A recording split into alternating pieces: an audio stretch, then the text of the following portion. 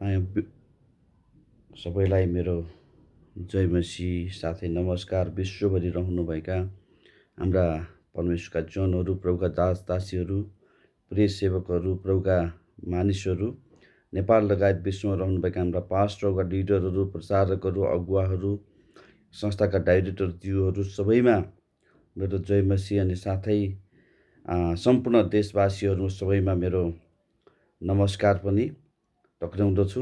आज तपाईँहरूको माझमा एउटा प्रभुको वचन उपवास, साँचो उपवास के हो भन्ने विषय लिएर आएको छु। यो साँचो उपवास भन्ने के हो हामी यसबारेमा हामी सुन्नेछौँ। भजन यशायाको पुस्तक 58 अध्यायमा यो कुरा लेखिएको छ। वास्तविक साँचो उपवास हामी बस्नुपर्छ भन्ने कुरो, किनभने उपवास बस्नलाई प्रभु यीशुले पनि प्रोत्साहन दिनुभयो। मत्ती 6 अध्याय पाउँदछौँ, तिमीहरू उपवास बस्दाखेरि चाहिँ आफ्नो शिरमा तेल लगाऊ, आफ्नो मुख धोऊ, गुप्तमा बस्नुहुने पिताले तिमीलाई इनाम दिनुहुनेछ, कपटी र पाखण्डी जस्तो उपवास नबस भनेर मत्ती 6 अध्याय पनि यो कुरो लेखिएको छ।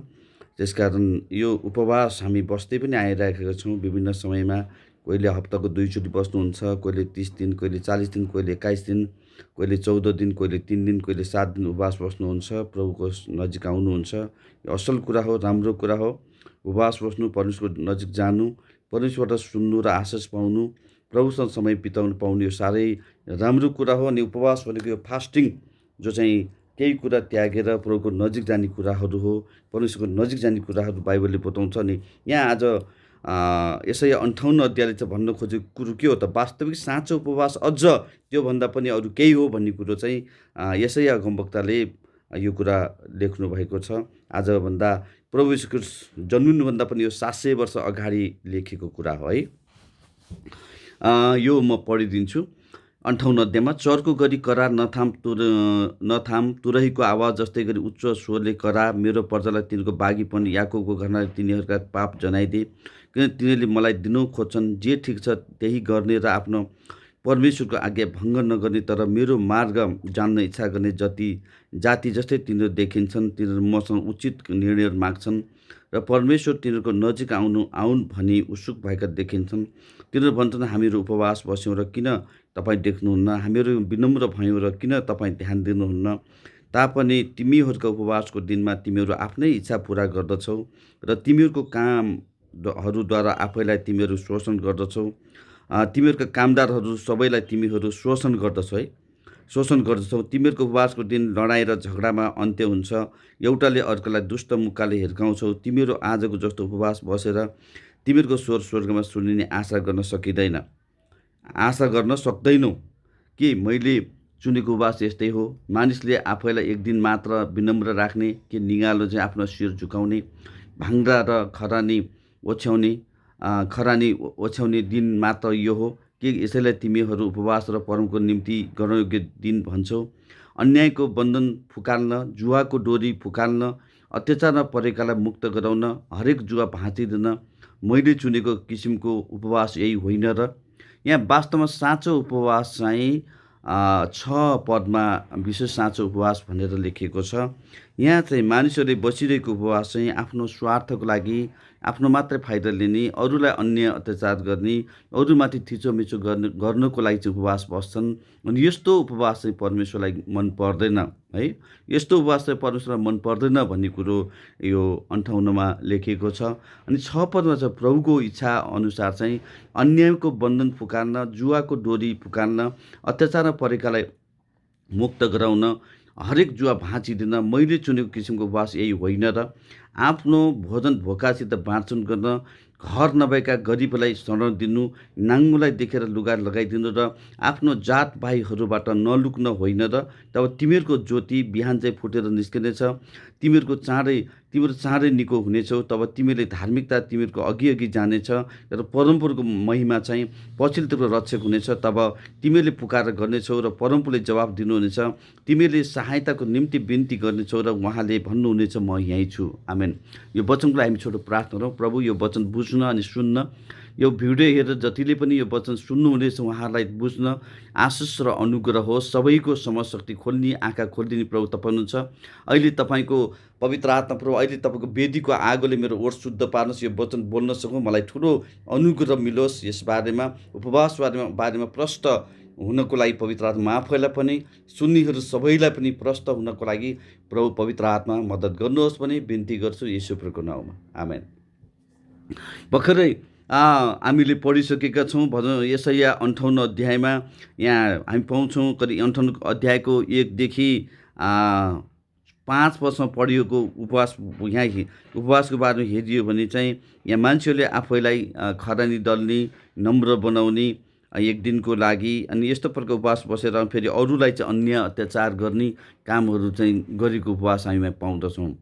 अनि अर्को प्रभुको इच्छा अनुसारको उपवास चाहिँ अन्यायको बन्धन फुकाल्न, जुवाको डोरी फुकाल्न, अन्यायको बन्धन फुकाल्ने है, अन्याय परिकारलाई शोधन गर्ने। अहिले देशमा जनतालाई नेपाल देश लगायत अब विश्व कतिलाई परेला, तर नेपालकै कुरा गर्नुपर्दा धेरै जनताहरू अन्याय परिराखेका छन्। अन्यायको बन्धन फुकाल्न पर्ने है। तपाईँ अड्डा अदालतमा, जिल्ला अदालतमा तपाईँ हेर्नु भने त्यहाँ फाइलहरू कति छ, कति त्यो मुद्दा एकले अर्कोलाई मुद्दा हालेका फाइलहरू त्यो अन्याय भयो भनेर त्यहाँ फाइलहरू हालेको छन्। त्यो फाइल चाहिँ वर्षौँसम्म त्यहाँ रहेको कुरा हामी पाउँदछौँ। मैले एउटा सुनेको थिएँ, एकजना आमाले चाहिँ केही समय अगाडि उहाँ उमेर जवान हुँदैमा चाहिँ एउटा जग्गाको लागि मुद्दा हाल्नु भएको थियो। त्यो मुद्दा छिन्नको लागि उहाँ बुढी भएसम्म त्यो अदालत जानु, तर त्यो मुद्दा छिन्नेको थिएन। अनि अन्त्यमा त्यो आमाले त्यो मर्ने बेला भइसक्यो। त्यतिखेर चाहिँ उहाँले के भन्नुभयो भने त्यहाँको न्यायाधीशलाई, मैले हारे पनि केही छैन, केवल यो मुद्दा चाहिँ छिनाइदिनुहोस्, यो मुद्दाको छिनोफानो गरिदिनुहोस् भनेर चाहिँ भन्दाखेरि पनि त्यो मुद्दा छिनोफानो हुन सकेको थिएन। पनि यस्ता कति यस्ता घटनाहरू, निर्दोषहरू कति निर्दोष जेल परेका छन्। अन्यायमा धेरै अन्याय छन्, धेरै एकले अर्कालाई अन्याय गरिराखेका छन्। तर यो अन्यायको बन्धन फुकाल्न चाहिँ त प्रियहरू यस्तो प्रकारको यो प्रकारको खाली चर्चमा बसेर प्रार्थना उपवास मात्रै गरेकोले चाहिँ यो होला जस्तो त हामी लाग्दैन। किनभने केही व्यक्तिलाई हामी सहायता गर्न सक्छौँ होला, केही व्यक्तिलाई भोजन खुवाउन सक्छौँ होला, केही व्यक्तिलाई मद्दत गर्न सक्छौँ होला, तर पुरा अन्याय परिकारको बन्धन फुकाल्न चाहिँ हामीहरू राज्यको प्रमुख अङ्गहरूमा आउनै पर्छ। हामीले देशमा शासन गर्नै पर्छ। हामीहरू साँचो उपवास बस्न चाहिँ यहाँ लेखिएअनुसार अन्यायको बन्धन फुकाल्न, जुवाको डोरी फुकाल्न, अत्याचार परिकारलाई मुक्त गराउन, हरेक जुवा भाँचिदिन मैले चुनेको किसिमको उपवास यही होइन र? आज यो उपवास बस्नुको लागि चाहिँ हामी घरबाट चर्चबाट बाहिर निस्किनै पर्ने हुन्छ। साँचो इमान्दार व्यक्तिहरू राज्यका प्रमुख अङ्गहरूमा आउनै पर्ने हुन्छ। प्रभुको निम्ति यो देशमा शासन गर्नै पर्ने हुन्छ, राज्य गर्नै पर्ने हुन्छ। आज केही व्यक्तिहरू जो साँच्चै मैले कडा गरी भनौँ कि नभन्नु, मलाई अघि त एकदम कडाको शब्द पनि आएको थियो, बाइबलबाट खोक्नेहरूले होइन, यो कुरा बुझ्नु पर्यो। उपवासमा सिकाउने धेरै बाइबलबाट धर्मगुरु यो कुरा खोक्दै हुनुहुन्छ, धेरैले खोक्नुहुन्छ। यो कुरा बुझ्नु पर्यो, तपाईँहरू खोक्दै हुनुहुन्छ। किनभने यो कुरा बोल्नु पर्यो कि आज वास्तविक साँचो उपवास के हो, आज मान्छेलाई छुटकारा दिनुको लागि के हो। मेरो जीवन मैले चाहिँ प्रियहरू मेरो हृदय चाहिँ भनेको चाहिँ आज नेपाली जनताले छुटकारा पाउनै पर्छ। हरेकले हरेक अन्याय प्रकारले न्याय पाउनुपर्छ, उनीहरूले आशिष पाउनै पर्छ, हरेक घर सुख पाउनुपर्छ। कोही चाहिँ मोटर गाडीहरू बेन्च कारमा के अरे ठुल्ठुला मर्सिड कारमा ठुल्ठुलो गाडीमा चढेर बसेर ठुल्ठुला बङ्गलाहरूमा बस्न पाउने, कोहीका छोराछोरी अब ठुल्ठुला कलेजहरूमा ठुल्ठुलो राम्रो कलेज पढ्न पाउने, उनीहरू देश विदेश गर्न पाउने, तर कोहीका छोराछोरी पढ्न नपाएर चाहिँ घाँस दाउरामै जीवन बिताउनु पर्ने, त्यतिमै जीवन बिताएर जानुपर्ने, कोही त्यो खालि नोकर मात्रै भएर जीवन बिताएर जान पर्ने होइन। यस्तो यो विभिन्न भिन्नताहरू देशमा भएको अन्याय अत्याचारलाई हेऱ्यो भने जताततै अन्याय अत्याचारले देश भरिएको छ।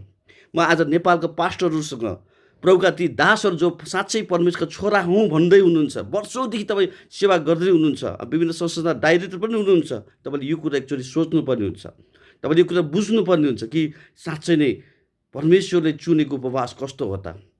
आज विभिन्न संस्था मार्फत चाहिँ हामी अन्याय परेकालाई न्याय दिन सक्छौँ कि भन्ने कुरा पनि आएको छ।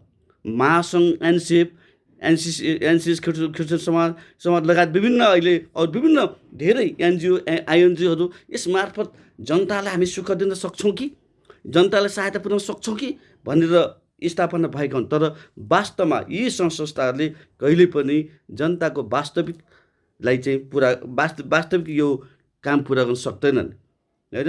यो अन्याय प्रकारले न्याय दिन सक्दैन। उनीहरू त माग्ने हो, सङ्घ संस्थाहरू भने त अरूबाट सहायता माग्ने हो, ल यस्तो भएको छ यसो गरिदिनुहोस् भनेर भन्ने हो।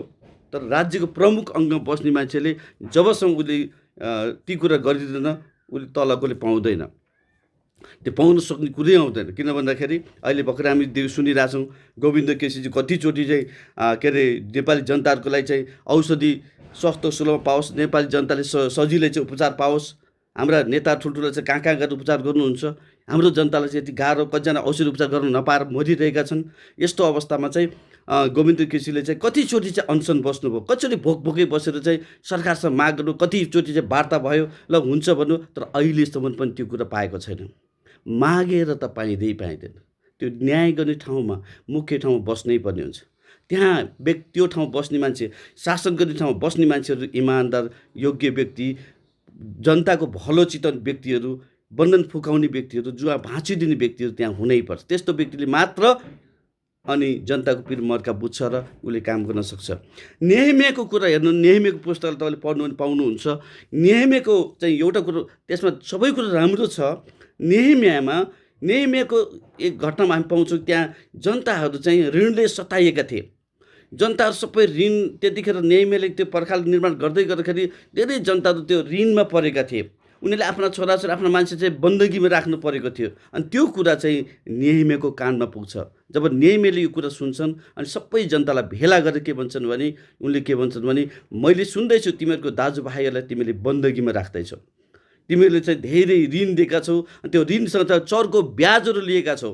त्यसले गर्दाखेरि धेरैजना चाहिँ जसरी उनीहरू चाहिँ खानको लागि यस्तो गरिराखेका छन् भन्ने कुरा आएपछि तिमीले दाजुभाइले, आफ्नै जनतालाई, आफ्नै मान्छे तिमीले यस्तो गर्नु हुँदैन। अब आज तिमीहरूले चाहिँ यो कुरा चाहिँ तिमीहरूले तुरुन्तै ती मान्छेलाई छोडिदेऊ जसलाई तिमीले बन्दगी राखेका छौ। घर जग्गा जमिन बन्दगी राखेका छौ भने तुरुन्तै छोडिदेऊ। मान्छेलाई बन्दगी राखेका छौ भने तुरुन्तै छोडिदेऊ।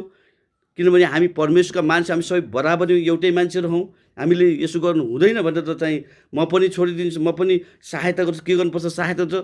खाँचोमा परेको ती गरिबहरूलाई हामी सबैले सहायता गर्नुपर्छ भनेर नेहेमियाले त्यो कुरा भनिसकेपछि अनि सबैले हुन्छ भने, नेहेमियाले के भन्यो भने, आज यो कुरा कसैले सुन्दैन भने, आजको कुरा मान्दैन भने, जसरी आज उनले एउटा पछौरा लिए, आफ्नो पछौरा लिएर पछौरा टकटकाएपछि उसले भने कि आज कसैले यो प्रकारले यो नियमलाई मान्दैन, यसरी ऋणमा परेको मान्छेलाई छुटकारा दिँदैन भनेदेखि त्यसको घर पनि परमेश्वरले यसरी टकटकाइदिनु भएको होस्, परमेश्वरले यसरी टकटकाइदिनु भएको होस् भनेर चाहिँ उनले कडा रूपमा चाहिँ मान्छेलाई चेतावनी दिएका छन्। त्यसले गर्दाखेरि इजरायलीहरूमा त्यो प्रकारको उनीहरू ऋणमा परेका, बन्धनमा परेकाले छुटकारा पाए।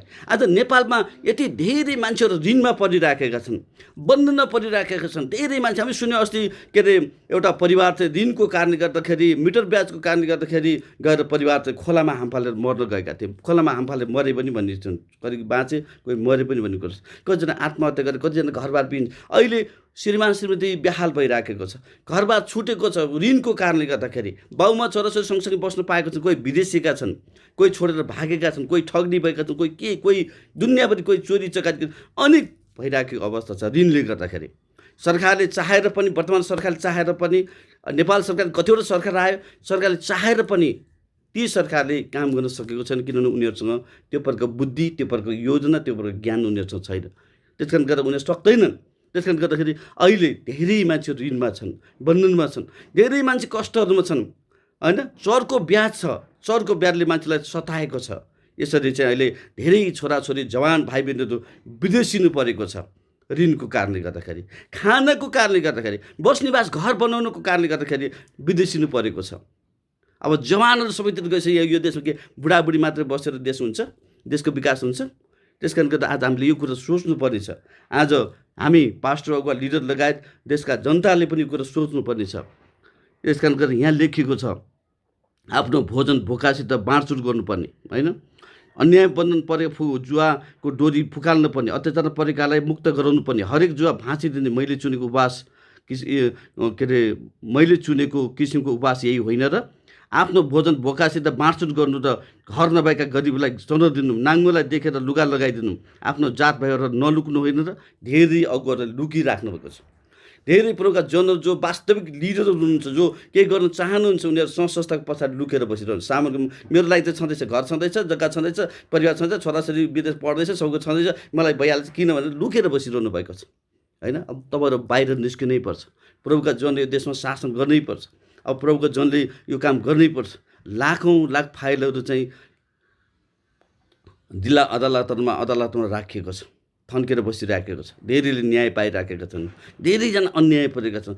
लाखौँ लाख करोडौँ जनताहरू भोगमा, केही 2-4जनाले यो देशमा सुविधा पाएका छन् होला, 2-4जना व्यक्तिहरू सुविधामा छन् होला, सुखमा छन् होला, धन छ होला, तर 3 करोड जनतामा सबैजना दुःख पाइरहेको अवस्था छ, कष्ट पाइरहेको अवस्था छ। घरबाट कसरी तिर्ने, घर कसरी चलाउने, भविष्य कसरी चलाउने, उपचार कसरी गर्ने, छोराछोरी कसरी पढाउने, यस्ता कुराले मान्छेलाई सताइरहेको छ। यसकारण यो सतावटबाट, यो दुःखबाट, यो कष्टबाट नेपाली जनतालाई छुटाउनुको लागि आज हामीले वास्तविक साँचो उपवास बस्नुपर्छ। साँचो उपवास चाहिँ चर्चमा मात्रै बसेर पुग्दैन, आफै मात्रै बसेर पुग्दैन, चर्च मात्रै सङ्गति गरेर चर्च मात्रै बसेर पुग्दैन। हामीहरू चर्चबाट बाहिर निस्किनुपर्छ। यसै कारण आज म चाहिँ बाहिर निस्केको छु। आज चर्चमा सेवा गर्दै गर्दा म धेरैचोटि, तपाईँलाई थाहा छ, म कतिचोटि नेपालको लागि प्रभुका मानिसहरूले सुख पाउन् भनेर कहिले राष्ट्रिय एकता अनुरोध समिति बनाएर चाहिँ एकताको लागि पहल गरेँ, पार्टीको महासचिव भएर पनि पहल गरेँ। अनि यसो गर्दा पनि भएन, उसो गर्दा पनि भएन। अहिले हाम्रो आमूल मसियो पार्टी, आमूल परिवर्तन मसियो पार्टी जो नेपालमा, यसमा आध्यात्मिकको जगमा टिकेर भौतिकवाद र समृद्धशाली नेपाल बनाउने पनि जुन लक्ष्य यसमा राखिएको छ, यसलाई समर्थन गर्दै यस पार्टीमा म आबद्ध भएँ। अब हामी मिलेर चाहिँ देश बनाउन सक्छौँ र अरू पार्टीले त देश बनाउन सक्दैन, किनभने यो पार्टीमा रहने मान्छेहरू चाहिँ परमेश्वरको भय मान्ने, परमेश्वरको डर मान्ने, लोभ नगर्ने, व्यभिचार नगर्ने, भ्रष्टाचार नगर्ने व्यक्तिहरू यो पार्टीमा रहन्छन्। यसकारण यस्ता व्यक्तिहरूले मात्र देश बनाउन सक्छन् भन्ने विश्वास मलाई पनि भयो। अनि परमेश्वर यो वचनबाट मसित बोल्नुभयो। आज खाली प्रभु छुटकारा दिनुहोस्, आशीष दिनुहोस् भन्दैमा नहुने रहेछ। हामी आफै त्यो ठाउँमा पुग्नै पर्छ जहाँ हामी त्यो व्यवस्था मिलाउन सक्छौँ। जुन कुर्सीमा हामी, जुन ठाउँ हामी त्यो राज्यको व्यवस्था मिलाउने ठाउँमा हामी पुग्नै पर्ने रहेछ। त्यहाँ पुग्यो भने बल्ल हामीले अन्याय परेकाहरूलाई अन्यायको बन्धन फुकाल्न सक्छौँ, जुवाको डोरी फुकाल्न सक्छौँ, अत्याचार परेकालाई मुक्त गराउन सक्छौँ, जुवाहरू भाँचिदिन सक्छौँ। कतिपय जुवाहरू छन्, धेरै प्रकार जातिका जुवाहरू छन्, गरिबीका जुवाहरू होइन, ऋणको जुवाहरू, विभिन्न प्रकारका जुवाहरू छन्। ती जुवाहरू भाँच्न सक्छौँ हामी। अनि धेरैलाई भोजनको व्यवस्था, बस्ने बासको व्यवस्था हामी गर्न सक्छौँ। त्यसकारण त्यो ठाउँमा हामी पुग्नुपर्ने रहेछ। त्यो ठाउँ पुग्नको लागि सम्पूर्ण देशवासीहरूमा र मण्डलीका पास्टरहरूमा मेरो नम्र निवेदन छ, आग्रह छ, हामीलाई साथ दिनुहोस्। आमूल परिवर्तन मसियो पार्टीलाई साथ दिनुहोस्। आफ्नो ठाउँमा तपाईँहरू भेला हुनुहोस्। आफ्नो ठाउँमा तपाईँहरू चाहिँ जम्मा भएर त्यहाँ सङ्गठन विस्तार गर्नुहोस् र केन्द्रलाई जानकारी गराउनुहोस्। हामी साथमा छौँ भनेर भन्नुहोस्। अनि केन्द्रले के तपाईँलाई सहायता गर्नुपर्छ त्यो गर्ने कुरा केन्द्रले पनि गर्छ। यसरी चाहिँ अब हामी गोलबन्द हुनुपर्ने, यो आमूल परिवर्तन मसियो पार्टीमा आबद्ध हुनुपर्ने अवस्था आइपुगेको छ। यदि तपाईँ साँचो उपवास बस्न चाहनुहुन्छ भने, साँचो उपवास बसेर साँच्चै परमेश्वरको इच्छाअनुसार काम गर्न चाहनुहुन्छ र परमेश्वरले सुनेको चाहनुहुन्छ भने यसैया 58 अध्याय राम्रोसँग पढ्नुहोस्। होइन भने त नक्कली उपवास बसेर आफ्नो मात्रै स्वार्थ खोज्नुहुन्छ नि परमेश्वरले तपाईँलाई कसैले पनि सहायता गर्नुहुन्न। तपाईँ पास्टर, अगुवाहरू, धर्मगुरुहरू, बाइबलका विद्वानहरूसँग बोल्दैछु, विभिन्न लिडरहरूसँग म बोल्दैछु। तपाईँ सुन्नुहोस्, म बोलेको परमेश्वर बोल्दै हुनुहुन्छ, येशू ख्रीष्ट बोल्दै हुनुहुन्छ, पवित्र आत्मा बोल्दै हुनुहुन्छ। आफ्नो मात्र स्वार्थ खोज्नुहुन्छ नि, आफ्नो लागि मात्रै गर्नुहुन्छ भने परमेश्वर तपाईँको प्रार्थना सुन्नुहुन्न, परमेश्वर तपाईँलाई सहायता गर्नुहुन्न। अब चर्चबाट बाहिर निस्किनुहोस्। आफ्नो एरियामा, आफ्नो क्षेत्रमा, आफ्नो देशको निम्ति अन्याय परेकाहरूलाई सहायता गर्न, बन्धन परेकालाई छुटकारा दिनको लागि बाहिर निस्केर आउनुहोस् र परमेश्वर तपाईँको जीवनमा, तपाईँको घरमा, परिवार आश्रित हुनुहुन्छ। लुकेर बस्नेलाई कहिले पनि परमेश्वर आश्रित हुनुहुन्न। तपाईँलाई थाहा छ, दाउद साहसिलो भएर अगाडि बढेका थिए। दाउदको कुलमा येशूको जन्म भयो, प्रभु येशूको जन्म भयो, जसले हाम्रो पाप क्षमा गर्नु र हामीलाई अनन्त जीवन स्वर्ग दिनुभएको छ। साओल लुकेर बसेका थिए। उनलाई राजा अभिषेक गरेपछि पनि उनी सामनभित्र लुकेर बसेका। सामनले उनलाई छेकेको थियो। उनलाई पछि तिमी राजा भयौ भनेर चुनेर खोज्दाखेरि पनि राजालाई खोज्दै जाँदाखेरि उनी त एउटा सामनभित्र लुकेर बसेका थिए। उनलाई निकालेर ल्याइयो, तिमी राजा हो भनियो, किनभने त्योभन्दा अगाडि समयले तिमी राजा भनेर अभिषेक गरिसकेको थियो। उनी डरले लुकेर बसेका थिए सामानभित्र, सामानको पछाडि लुकेर बसेका थिए। तपाईँ बाहिर पढ्नु पाउनुहुन्छ। त्यस्तै गरी आज धेरै प्रभुका दासहरू, प्रभुका जनहरू सामानभित्र लुकेर बस्नुभएको। सामानले छेकेको छ, कसैलाई संस्थाले छेकेको छ, कसैलाई परिवारले छेकेको छ। विभिन्न प्रकारका सामानहरूले तपाईँलाई छेकेर बसेर लुकेर बस्नु भएको छ भनेदेखि भविष्यमा तपाईँको छोराछोरीले आशिष पाउन सक्छ जस्तो मलाई लाग्दैन। किनभने साउलको छोराछोरीले आशिष पाएनन्। साउलको छोराछोरी सधैँभरि राजा हुन पाएनन्, किन उनी पहिले लुकेर बसेका थिए। उनलाई निकालेर राजा बनाइएको थियो। यसकारण तपाईँ घरबाट बाहिर निस्किनुहोस्। कुनै सामानको पछाडि लुकेर बस्नुभएको छ भने बाहिर निस्किनुहोस्। यदि तपाईँ आफ्नो छोराछोरीले आशिष पाएको चाहनुहुन्छ, आफ्नो सन्तानले, आफ्नो सन्तानले आशिष पाएको चाहनुहुन्छ भने तपाईँ बाहिर निस्किनै पर्छ। जसरी अब्राहमलाई परमेश्वर भन्नुभयो, म तँलाई तेरो सन्तानलाई आशिष दिन्छु, तैँले तेरो देश र कुटुम्ब छोडेर त बाहिर निस्केर आइज भनेर परमेश्वरले बोलाउनु भयो। र अनि अब्राहम चाहिँ आफ्नो देश, आफ्नो सबै कुरा त्यागेर बाहिर निस्केका थिए। प्रियहरू, तपाईँलाई कुनै कुरा छेकेर त्यस्तो ठाउँबाट बाहिर निस्किनुहोस् र आफ्नो ठाउँमा यस पार्टीलाई साथ दिनुहोस्, यसको सिद्धान्तलाई साथ दिनुहोस्। यसको सिद्धान्त भनेको तीनटा विशेष कुरा: निःशुल्क शिक्षा दिने, जनतालाई सम्मान शिक्षा दिने, निःशुल्क स्वास्थ्य उपचार गरिदिने, अनि 65 अथवा 70 वर्षदेखि 65 वर्ष माथिका, 65, 60, 70 वर्ष माथिका वृद्धहरूलाई पालन पोषणको व्यवस्था राज्यले गरिदिने, देशको बेरोजगार युवाहरूलाई रोजगारको व्यवस्थापन गरिदिनेदेखि लिएर अन्याय प्रकार न्याय दिने एउटा यस्तो ठुलो लक्ष्य लिएको छ। यसकारण प्रियहरू, यो लक्ष्यमा हामीलाई साथ दिनुहोस् भन्दै म यहाँ सबैलाई फेरि पनि जय मसीह भन्दै यहाँ यो 58 अध्याय पढ्नुहोस्। यो यसै म यो सबै व्याख्या गरेर यो लामो हुन्छ भिडियो, फेरि तपाईँलाई हेर्न पनि गाह्रो होला। यसकारण तपाईँले यो भिडियो हेर्नुहोस्, सेयर गर्नुहोस्, यसबारे मनन गर्नुहोस्। कस्तो उपवास बस्दै हुनुहुन्छ? कसको लागि उपवास बस्दै हुनुहुन्छ? किन उपवास बस्दै हुनुहुन्छ? उपवासको बारेमा राम्रो सोच्नुहोस्। यो अन्याय परेका, बन्धन परेकालाई छुटकारा दिन त हामी त्यो माथि जानै पर्छ। हामी प्रधानमन्त्री, मन्त्री हुनै पर्छ। हामीहरू कानुन बनाउने ठाउँमा न्यायाधीश, प्रधान न्यायाधीश हुनै पर्छ। आइजिबी, एआइजिबी, डिआइजी, सेनापतिहरू हामी हुनैपर्छ। मुख्यमन्त्री, हामी त्यो कानुन नियम बनाउने ठाउँमा हामी हुनैपर्छ। अनि मात्र हामीले जनतालाई सहायता गर्न सक्छौँ। होइन भने तल बसेर कराएको भरले हामी सहायता गर्न सक्दैनौँ। संस्थाले जतिसुकै कराए पनि राज्यले सुन्नेवाला छैन। तपाईँको परिवार, तपाईँको लागि त फाइदा होला, तर राज्यलाई, जनतालाई केही फाइदा हुने छैन। यदि चाँडै नै हामी यो देशमा आमूल परिवर्तन ल्याउन चाहन्छौँ, देश सुखमय होस्, देशमा सबै जनताले न्याय पाउन्, सबै जनता सुखी होस्, सबै जनता सबै जनता चाहिँ एउटै हो, सबैको तपाईँको मासु पनि मासु, मेरो मासु पनि मेरो मासु हो भन्नुहुन्छ भने हामी चाहे त्यो के भन्छ डोल्पाका जन्मेका, अथवा के भन्छ वा जाजरकोटमा जन्मेका, वा विकट जिल्लाहरूमा जन्मेका, काठमाडौँमा जन्मेका, सबैको ज्यान एउटै हो। सबैलाई मिठो खान मनपर्छ, सबैलाई राम्रो लाउनु मनपर्छ, सबैलाई गाडी चढ्न मनपर्छ, सबै राम्रो सडकमा हिँड्नु मनपर्छ, सबैलाई राम्रो कलेज पढ्न मनपर्छ, सबैलाई राम्रो स्वास्थ्य उपचार चाहिन्छ। होइन, सबैलाई उही त हो नि ज्यान सबैको, होइन, सबै उही त हो नि। यस कारण गर्दाखेरि यो कुरा हामी सोचौँ। र तपाईँहरू जो उपवास बस्न चाहनुहुन्छ, उपवास बस्दै हुनुहुन्छ, अरूलाई सहायता गर्न चाहनुहुन्छ भने राम्रो कुरा हो।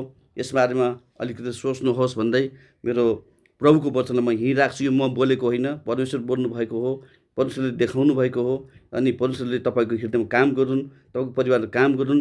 तपाईँ र तपाईँको परिवार र भविष्य, परिवार छोराछोरीको लागि अहिले त तपाईँलाई राम्रो होला, तर तपाईँको छोराछोरीको भविष्य के हो, तपाईँको सन्तानको भविष्य के हो, त्यो तपाईँले सोच्नुपर्ने हुन्छ। आफ्ना छोराछोरी, आफ्नो परिवारको लागि पनि आज हरेक क्षेत्रबाट, हरेक मण्डलीबाट, हरेक जिल्लाहरूबाट, हरेक गाउँबाट हामी उठ्नुपर्ने छ। यस पार्टीलाई साथ दिनै पर्नेछ। आमूल परिवर्तन मसियो पार्टी तपाईँले साथ दिनै पर्नेछ। दिनुहोस्। यसरी गर्नुभयो भने हामी आउँदो चुनावमा भारी बहुमतले विजय हुन्छौँ र हामी हाम्रो सरकार बनाउनेछौँ। र हाम्रा चाल्न पनि कदमहरू ऋण मिनाहा गर्ने कदमदेखि लिएर जनताको घर बनाइदिने र खाजा खाने, भोजनको व्यवस्था पनि गर्नेदेखि लिएर अन्याय प्रकारलाई छुटाउने कुरादेखि हामी यस कार्यमा हामी व्यापक रूपमा लाग्नेछौँ। हामी भ्रष्टाचार गर्दैनौँ। हामी परमेश्वरको डर मान्छौँ, परमेश्वरको भय मान्छौँ। हामी हाम्रो लागि होइन, हामी परमेश्वर पिताको लागि काम गर्छौँ, प्रभु येशूको लागि काम गर्छौँ, हामी जनताको लागि काम गर्छौँ। किनभने बाइबलमा लेखेको छ, परमेश्वरलाई आफूलाई जस्तै प्रेम गर र आफ्नो छिमेकीलाई पनि आफूलाई जस्तै प्रेम गर भनेर लेखिएको छ। यसकारण यो सेवा हामी दिन चाहन्छौँ। हामी राजनीति होइन, सेवा गर्न चाहन्छौँ, परमेश्वरको सेवा गर्न चाहन्छौँ, नेपालको जनताको सेवा गर्न चाहन्छौँ। त्यस कारणले गर्दा सेवा गर्ने मौका हामीलाई दिनुहोस् भनी म तपाईँसँग फेरि पनि अनुरोध गर्दछु र धन्यवाद सहित जय मसी नमस्कार गर्दछु।